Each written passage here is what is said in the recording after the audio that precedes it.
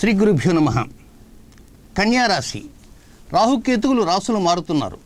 ఎప్పటి నుంచి అంటే సెప్టెంబర్ 23వ తేదీ ఉదయం 8:22 కన్యారాశి జాతకులకి రాహువు నవమ స్థానంలోకి వచ్చేస్తున్నాడు. కేతువు తృతీయ స్థానంలోకి వస్తున్నాడు, 3వ స్థానంలోకి. మరి ఈ రెండు కూడా ఛాయాగ్రహాలు. అంటే రాహు అంటే తల ఉంటుంది, మొండెం ఉండదు. కేతు అంటే మొండెం ఉంటుంది, తల ఉండదు. మరి ఈ రాహుకేతువులు సెప్టెంబర్ 23 ఉదయం 8:22 నుంచి ప్రారంభమై 2022వ సంవత్సరం ఏప్రిల్ 12వ తేదీ మధ్యాహ్నం 11:18 వరకు ఉంటారు.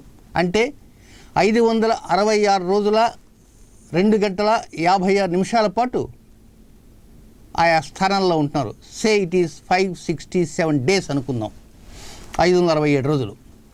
ఇక ఈ వీడియోని మాత్రం పూర్తిగా చూడటానికే ప్రయత్నం చేయండి.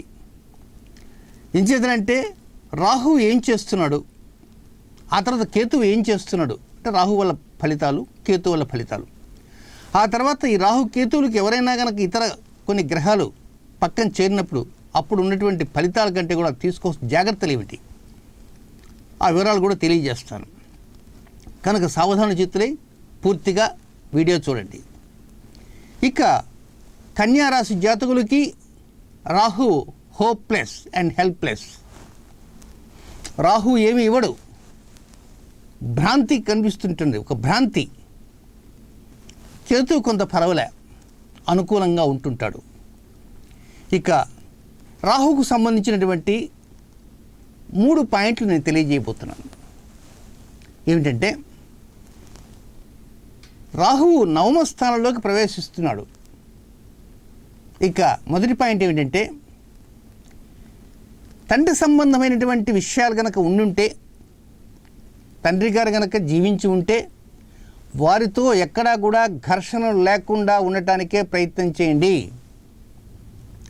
మీరు కావాలని ఘర్షణపూరితంగా కాకపోయినా ఏదో ప్రకారంగా తండ్రి గారి కానీ తండ్రి గారి వైపు వర్గీయులను కానీ తికమక పెట్టాలని, ఇబ్బందులు పెట్టాలని మీ లోపల సంకల్పించే విధంగా మీ మనసు, మీ బుద్ధి అలా తయారవుతుంటాయి. కానీ మీరు ఎన్ని రకాల ఎత్తులకు పై ఎత్తులు వేసినప్పటికీ కూడా అటువైపు నుంచి మాత్రం లబ్ధిని పొందలేకపోతారు. అనవసరంగా లబ్ధిని పొందలేకపోగా మీరు వ్యక్తిగతంగా విమర్శలు పాలయ్యేటువంటి అవకాశాలు ఉంటాయి. కనుక జరిగినప్పుడే జరుగుతుంది, తొందర ఏమిటి? అది ఆస్తి పంపకాలు కావచ్చు, లేదా ఆర్థిక లావాదేవీలు కావచ్చు, లేక ఇతర లావాదేవీలు కావచ్చు. కనుక ఏదైనా సరే తండ్రితో ఉండేటువంటి వ్యవహారాలన్నీ కూడా పైకి సవ్యంగానే ఉన్నప్పటికీ, అనిపించినప్పటికీ, చూపరులకు అందరికీ కూడా బ్రహ్మాండంగా తండ్రి కొడుకులండి, తల్లి కూతుళ్ళండి అని అనుకుంటున్నప్పటికీ కూడా లోపలంతా కూడా పొట్ట విప్పి చూడ పురుగులుండు. కనుక ఆయన మనసులో ఏముందో కానీ మీ మనసులో మాత్రం చాలా వెలితిగానే ఉంటారు.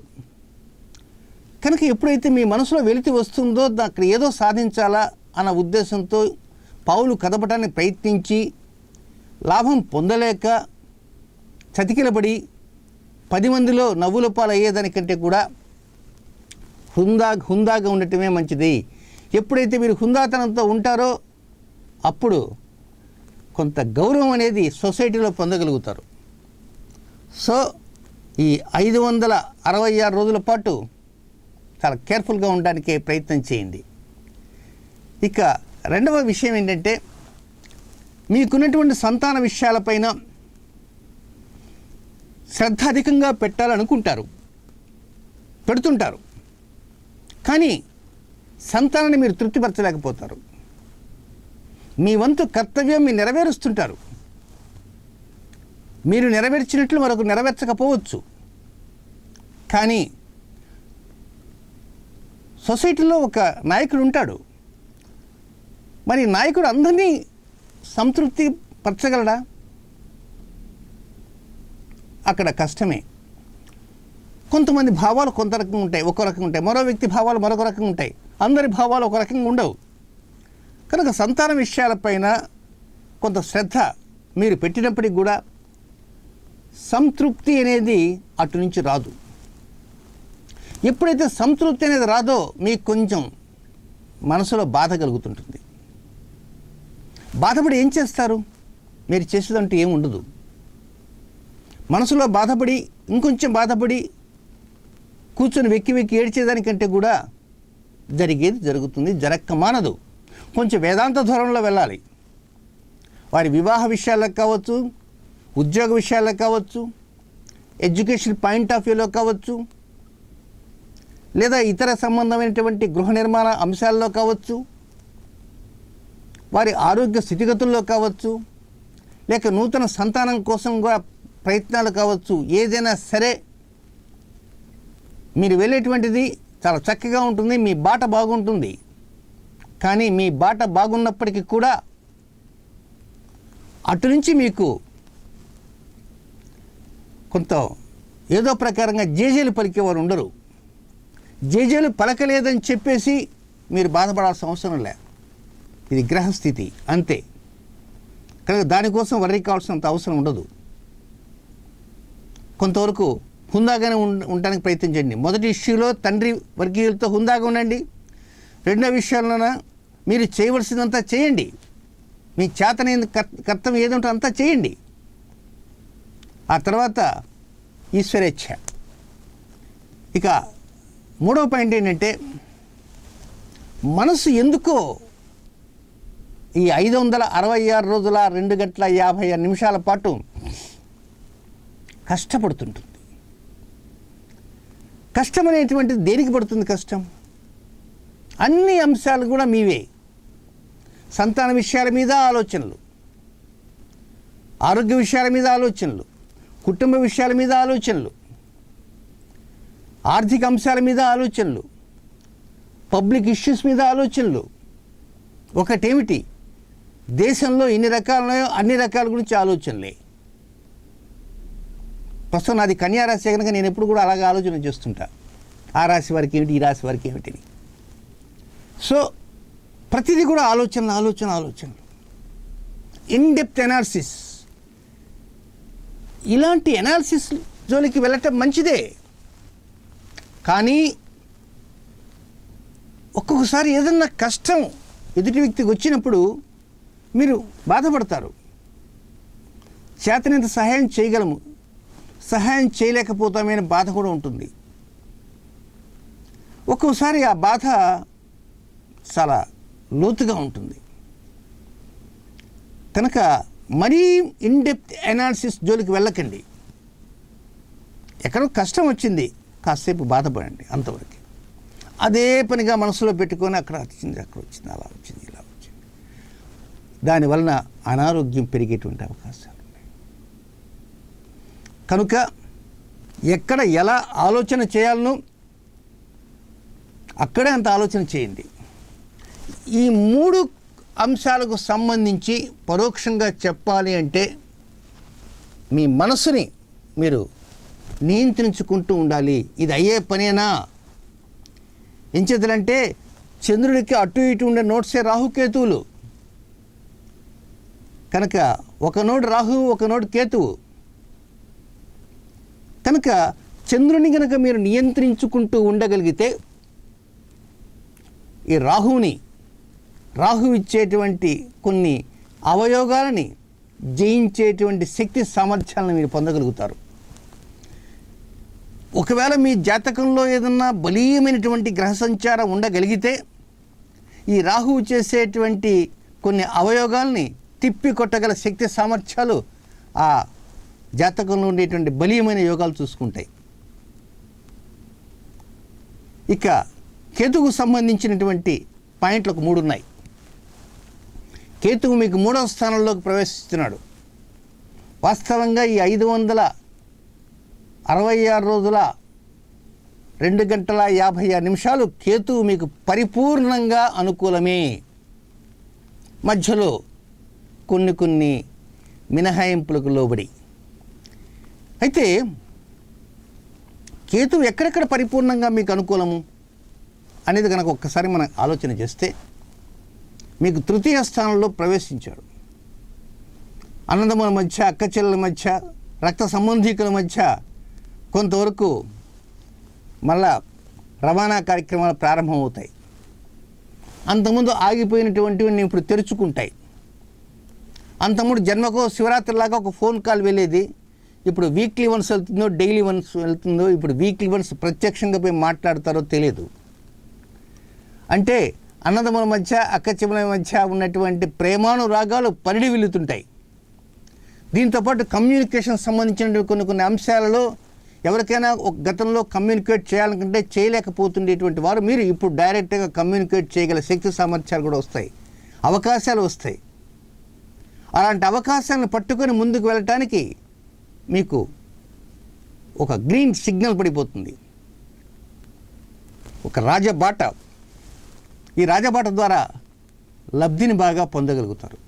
ఇక రెండవ పాయింట్కి వస్తే, మీ నిర్ణయాలతో కానీ, మీ వ్యాపారాల్లో కానీ, మీ ఉద్యోగాల్లో కానీ, వ్యవహారాల్లో కానీ, లేకపోతే మీరు చేసేటువంటి కార్యకలాపాల్లో కానీ ఉన్నటువంటి స్థితిగతులను కంపేర్ చేస్తే చాలా వరకు విశేషమైనటువంటి లబ్ధి కనబడుతుంది. అంటే ఆర్థిక స్థితిగతుల్లో డెవలప్మెంట్స్ బాగా ఉంటాయి. మీ ఉద్యోగం చేస్తూ కూడా ఏదో ప్రకారంగా డబ్బు సంపాదించగలుగుతారు, ప్రక్కన సైడ్ బిజినెస్ ఏదో ఒకటి. లేదా ఒక ఉద్యోగంలో నుంచి మరొక ఉద్యోగానికి వెళ్ళాలని అనుకున్నప్పటికీ ఈ మొదటి చోట పనిచేసేవారే జీతం పెంచవచ్చు. అటు ఆర్థిక విషయాల్లో కాకుండా ఇతర ప్రకారం కూడా ఏదో ప్రకారంగా లాభం అనేది మీకు వస్తుంటుంది. లబ్ధిని ఆశిస్తుంటారు, ఆశించినంత మేర ఆశాజనకంగా పరిస్థితులు ఉంటాయి. ఆశాజనక పరిస్థితుల మేరకు ఆ డబ్బుని మీరు ఏదో ప్రకారంగా స్వీకరించగలుగుతుంటారు. ఒక డబ్బే కాదు, ఒక కార్యక్రమం, ఒక ముఖ్యమైన ఎయిమ్ మీరు పెట్టుకుంటారు, లక్ష్యం, గోల్. ఆ గోల్ వెళ్ళటానికి ఎన్నో రకమైనటువంటి సమస్యలు ఉంటాయి అంతకుముందు.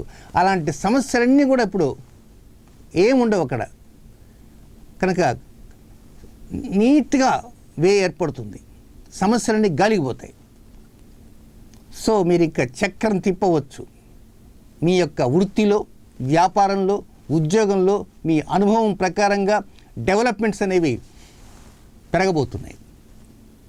విధి విధానాలని కూడా అనుకూలంగా మార్పులు తెచ్చుకుంటారు. చాలా వరకు ప్రశాంత జీవితం ఉంటుందనే చెప్పక తప్పదు. మరి ప్రశాంత జీవితం ఉంటే ఈ మనసులో బాధ ఎందుకు అనవచ్చు. ప్రశాంతంగా జీవితం ఉంటుంది. జీవితం ఉన్నా కామ్గా ఒంటరిగా కూర్చోరు. ఏదో పడుకున్న సమయంలో కాస్త ఆలోచన చేస్తుంటారు, బస్సులో పోతుంటే ఆలోచన చేస్తుంటారు, ఒక్కడిగా ఉంటే ఆలోచన చేస్తుంటారు. దీనిపాటికి అదే. ఇక మూడవ పాయింట్ ఏంటంటే, కేతువు ద్వారా భార్యాభర్తల మధ్య అనురాగ మైత్రి పరిఢవిల్లుతుంటుంది. వివాహం కానిటువంటి వారికి వివాహ యోగం వచ్చేస్తుంది. చాలా కాలం నుంచి ఎదురు చూస్తున్నటువంటివన్నీ కూడా వడ్డించిన విస్తరలాగా తెచ్చి ముందు పెట్టేస్తారు. ఒక మృష్టాన్న భోజనం. వ్యాపారాలు చేసేవారా, వారిలో ఎంతో మైత్రిభావం పెరుగుతుంటుంది. దంపతుల మధ్య అన్యోన్యత పెరుగుతుంది, ఆప్యాయతలు పెరుగుతాయి, ప్రేమానురాగాలు పెరుగుతాయి. ఇక ప్రేమికుల సంగత ఇంకా చెప్పనక్కర్లే. అలాగే దంపతులు విడిపోదాం అనుకునేటువంటి వారు ఉంటుంటారు కొన్ని సమయాల్లో. అలాంటి సమయాల్లో వారి మనసు మార్చుకోవటానికి కూడా అవకాశాలు వస్తుంటాయి. యథావాత చెప్పొచ్చేదంటే, కేతు వలన పరోక్షంగా లబ్ధి ఉంటూనే ఉంటుంది. ఎక్కడో లాస్ట్లో కొద్దిగా నెక్స్ట్ ఇయర్ డిసెంబర్లో కొద్దిగా ఉంది, అది కూడా తెలియజేస్తాను పాయింట్స్లో. ఆల్రౌండ్ చూస్తే కేతువే కన్యారాశి జాతకులకి ఈ 566 రోజులు పెద్ద పీట వేయబోతున్నాడు. చాలా పెద్ద పీట వేస్తాడు. మామూలు పీట కాదు, చాలా పెద్ద పీట వేస్తాడు. కనుక కేతువుకి మనం జేజేలు పలకవచ్చు, రాహువుకి పలకలేము. ఇక అయిపోయింది కదా. మొత్తం మీద ఈ రాహుకేతువుల ఫలితాల తర్వాత ఆ రాహువుతో కానీ కేతువుతో కానీ కొన్ని పాపగ్రహాలు కానీ శుభగ్రహాలు కానీ అప్పుడప్పుడు వచ్చేట కలిసిపోతుంటారు. అలాంటి ఒక 5 పాయింట్లు ఉన్నాయి. అవి డేట్స్తో తెలియజేస్తా. అదేమిటంటే, 2021వ సంవత్సరం ఫిబ్రవరి నెల 22వ తేదీ నుంచి ఏప్రిల్ నెల 13వ తేదీ వరకు ఫిబ్రవరి 22 నుంచి ఏప్రిల్ 13వ తేదీ వరకు నాన్నగారితో మీరు మాట్లాడేటప్పుడు అతి జాగ్రత్తగా మాట్లాడాలి. ఇన్ కేస్ తండ్రి గారు ఎక్కడన్నా సంతకం పెట్టరా నాయన అన్నాడు అనుకో, కొంచెం ఆలోచన కూడా వచ్చింది. మా నాన్నే, నేను ఇట్లా అన్నాను కాదు, మీ నాన్నగారికి మీ మీద ప్రేమ ఉండవచ్చు కాదనం, కానీ నా అనుభవంలో చూశాను దాదాపుగా ఒక 50% తండ్రులు మోసపూరితంగా కుమారులకి ఆస్తి కానియకుండా వేరే వాడికి రాసిచ్చినటువంటి దాఖలాలు కూడా ఉన్నాయి, అమ్మేసిన దాఖలాలు కూడా ఉన్నాయి. కనుక 2021వ సంవత్సరం ఫిబ్రవరి నెల 22వ తేదీ నుంచి ఏప్రిల్ 13వ తేదీ వరకు ఉన్న సమయం అంతా కూడా తండ్రితో ఘర్షణకు దిగవద్దు. ఒకవేళ ఎక్కడో ఒక ఇష్యూ వచ్చి ఒక ఆస్తి పంపకాల దగ్గరికి వచ్చానా సంతకం పెట్టండి అని కుమారుని అడిగినప్పుడు ఆలోచన చేయండి. ఇప్పుడు ప్రస్తుతం సంతకం ఎందుకు పెట్టవలసి వచ్చింది, కారణం ఏమిటి, ఆస్తి అమ్ముతున్నారా, ఎందుకు అమ్ముతున్నారు, అమ్మవలసినటువంటి ఆవశ్యకత ఏమిటి, కొంచెం పెద్ద మనుషులు కూర్చొని సభ్యతగా సంస్కారంగా, ఏమండి మా నాన్నగారు ఇల్లు అమ్మాలనుకుంటున్నారండి, మాకేమి ఇప్పుడు అప్పులు లేవండి, ఇల్లు ఉన్న పలంగా ఎందుకు అమ్మాలనుకుంటున్నారో నాకు అర్థం కావటం లేదు, కనుక దీని మీద మనం నిర్ణయించుకుందాం అని కొంచెం పెద్దవారిది తీర్పునిచ్చేవారు వారితో కూర్చొని మాట్లాడండి. అంతే తప్ప ఏదో ఆవేశంగా మాట్లాడద్దు. చాలా సమయస్ఫూర్తిగా సభ్యత సంస్కారాలు మీ దగ్గరే ఉన్నాయి అనుకునే విధంగా మాట్లాడాలి. మీరు ఆ విధంగా మాట్లాడగలిగినప్పుడు మాత్రమే అక్కడ పని సక్సెస్ అవుతుంది. అది చంద్రుడి యొక్క చేతిలో ఉంటుంది. మీరు కనుక కొంచెం అక్కడ ఏదో గందరగోళంగా మాట్లాడదాం అనుకుంటే మొదటికే మోసం వస్తుంది. ఏదో ప్రకారంగా బలవంతంగా మీ చేత సంతకం పెట్టించుకుంటారు. కనుక ధర్మంగా న్యాయంగా మీ ప్రయత్నం ఉండాలి. ఆ విధంగా చేయగలటానికి మీ ప్రయత్నం చేయండి. ఇక రెండవ పాయింట్, మే నెల 1వ తేదీ నుంచి మే 28వ తేదీ వరకు ఓన్లీ 28 డేస్, ఈ 28 రోజులే మీ గురించి మీ తండ్రి గారికి కొంతమంది చాలా గొప్పగా చెప్తారు. ఎక్కడ కూడా వ్యతిరేకంగా చెప్పరు, చాలా గొప్పగా చెప్తారు.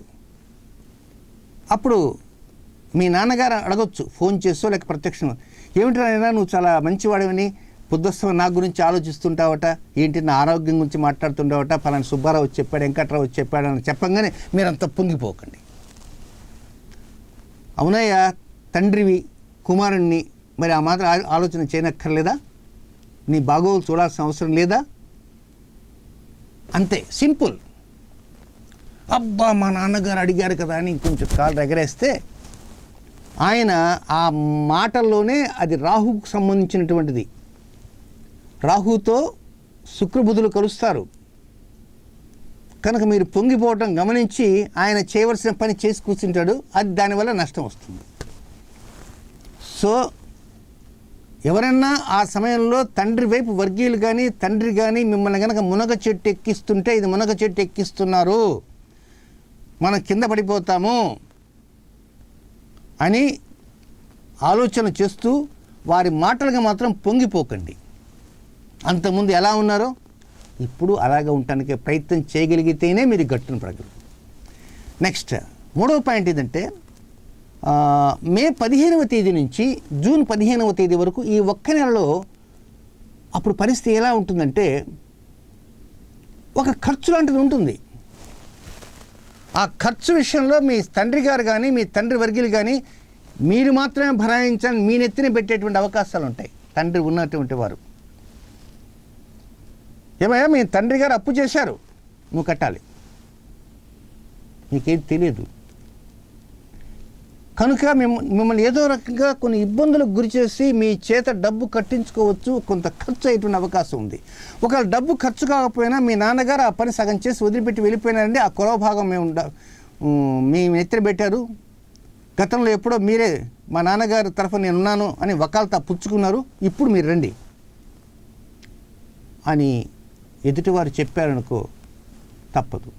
కనుక ఇప్పటి నుంచి ఏంటంటే ఎక్కడా కూడా వకాల్తా పుచ్చుకోకండి, ఎవరు తిప్పలు వారివే.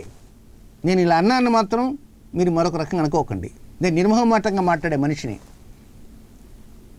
కనుక నిజంగానే గనక మీరు అక్కడ ఏదన్నా కొంత డబ్బు గనక వినియోగించుకొని ఉన్నా, లేక అక్కడ ఉన్న పనులను గనక మీరు గతంలో ఏదన్నా గనక ఆస్వాదించి ఉన్నా, ఇప్పుడు మీరు వెళ్ళటం అది బాధ్యతాయుక్తం.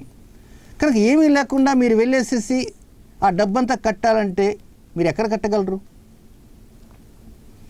కనుక కొంచెం ఆలోచన చేయాలి. మే 15 నుంచి జూన్ 15వ తేదీ లోపలే. ఒకవైపు మాటలు పొంగుతుంటాయి మీ మీద, మీ గురించి పొంగిపోతూ విధంగా మాటలు ఉంటాయి, బట్ సేమ్ టైం ఇక్కడ ఉంటుంది. కనుక కొంచెం అలర్ట్గా ఉండడానికి ప్రయత్నం చేయండి. ఇక 4వ పాయింట్ ఏంటంటే 2021వ సంవత్సరం అక్టోబర్ నెల 21వ తేదీ నుంచి 2022వ సంవత్సరం జనవరి నెల 16వ తేదీ వరకు ఉన్నటువంటి ఈ సమయం అంతా కూడా మీ మీద ఎవరైనా సరే ఒత్తిడి చేసేవారు ఉంటారు. కొన్ని వ్యాపకాల విషయంలో, వ్యవహారాల విషయంలో, సంతకాల విషయంలో, ఆస్తిపాస్తుల యొక్క పంపకాల విషయంలో, తండ్రి కొడుకుల మధ్య, తల్లి కూతుల మధ్య ఉండేటువంటి బంధాల విషయంలో బయట వ్యక్తుల యొక్క ఒత్తిడి కొంచెం ఎక్కువగా ఉంటుంది. కనుక కొంచెం ఆలోచన చేస్తుండాలి. ఏదైనా సరే ఇప్పటి నుంచి తెలుసుకోండి. అంటి ముట్టనట్లుగానే దేనికైనా ఉండాలి. ఈ రోజుల్లో ప్రస్తుతం ఉన్నటువంటి రోజులు, ప్రస్తుతం లైఫ్ స్టైల్ ప్రకారం కూడా ఎవరికి ఎవరు బాధ్యులు, ఎవరికి ఎవరు సొంతం, కొంచెం ఆలోచన పడండి. కనుక మీ పైన ఒత్తిడి అనేది ఇతరుల ద్వారా ఉంటుంది. మరి ఏ విషయంలో ఒత్తిడి ఉండొచ్చు? ఏ విషయంలో ఉండొచ్చు ఒత్తిడి?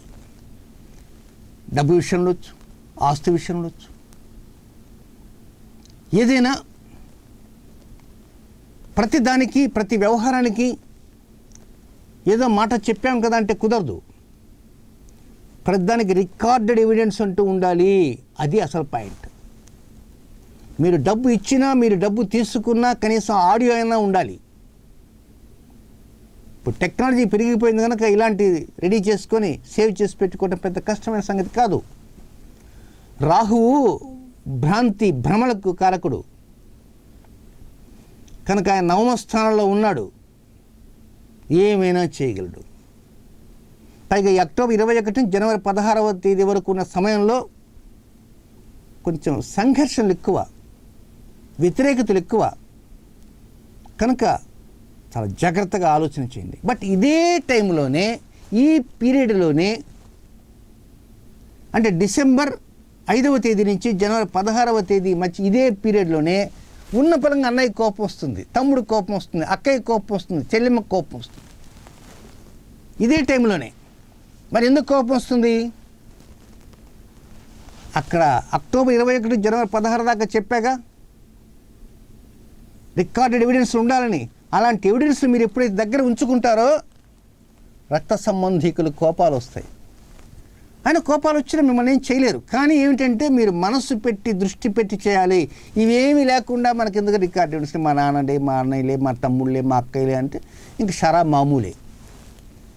సంతకాలు ఎప్పుడో పెట్టేసి ఉంటారు, లేదా పెట్టుకుంటారు.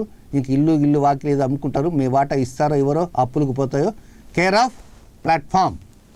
నేను ఇట్లా అన్నాను కాదు, ఎంతోమంది జాతకాల్లో నేను స్టడీ చేశాను. ఇవన్నీ వాస్తవాలు కనుక నేను ఈ ఫలితాల రూపంలో వాస్తవాలను తెలియజేస్తున్నాను. సో ఫైనల్గా చెప్పేది ఏమిటంటే, కన్యారాశి జాతకులకి రాహు ఏమీ ఇవ్వడు, చిల్లి గవ్వ కూడా ఇవ్వడు. చిల్లి గవ్వ ఉన్నా కూడా లాక్కొని పోతాడు. చిల్లి గవ్వ ఉన్నా లాక్కొని వెళ్ళిపోతాడు. చంద్రుడికి ఒకవైపు ఉండేవాడు రాహు, 1 నోడ్. 2వ నోడ్ కేతు. పాపం ఆయన ఏమనుకున్నాడో ఏమో, కేతు మీ కష్టం చూశాడో, లేక ఆయన మీ మీద జాలిపడిందో, ఆయనకున్న స్థానం వలన, ఆయన వచ్చినటువంటి స్థాన స్థితి వలన, గతి వలన మీకు వెన్నంటి ఉంటూ ఒక ఆచ్ఛాదన కల్పిస్తారు. ఆచ్ఛాదన మీన్స్ ఒక స్వగృహ యోగం కూడా వచ్చే అవకాశాలు ఉంటాయి. ఉండటానికి షెల్టర్, ఒకవేళ మాకు ఆల్రెడీ ఉందండి, ఏమో ఇంకో షెల్టర్ రావచ్చుగా, వై నాట్? కనుక ఏదో ఎక్కడో చిన్న ప్లాట్ అయినా కొనుక్కుంటారు, ఇల్లైనా కట్టుకుంటారు. కనుక కేతువు మీకు మీ పాలిట శ్రీరామ రక్ష. కేతువు వల్ల మాత్రమే ఈ 566 రోజుల 2 గంటల 56 నిమిషాలు బ్రహ్మాండంగా ముందుకు వెళ్ళే అవకాశాన్ని వస్తుంటాయి. బట్ ఈ వీడియోలో చెప్పిన జాగ్రత్తలన్నీ కూడా తూచా తప్పకుండా పాటించాల్సిన అవసరం ఎంతైనా ఉంది. ఏంటిలే అనుకుంటే ఈ కేతు అంత ముద్ద ఇచ్చాడనుకో, ఆ ముద్ద అటుపోతుంది. ఇక్కడికి 100 రూపాయలు వస్తే ఆ 100 అటు వెళ్ళిపోతుంది, ఇక్కడ ఏం మిగలదు. కనుక తలలేని మొండెం ఉన్నటువంటి ఆయన 100% లబ్ధి చేస్తుంటే, మొండెం లేని తల ఆయన భ్రాంతి చేసి, భ్రమ చేసి, మాయ చేసి ఇవన్నీ ఎత్తకపోవడం ప్రయత్నం చేస్తాడు. సో ఆలోచన మీది. మీ ఆలోచనని కట్టుదిట్టం చేయండి. ఎప్పుడైతే మీ ఆలోచన కట్టుదిట్టం చేయగలుగుతారో ఇంకా విచక్షణతో పావులు కదుపుతారు. బుద్ధిబలం బాగా వర్కౌట్ అయ్యే విధంగా ప్రయత్నం చేస్తారు. శుభం.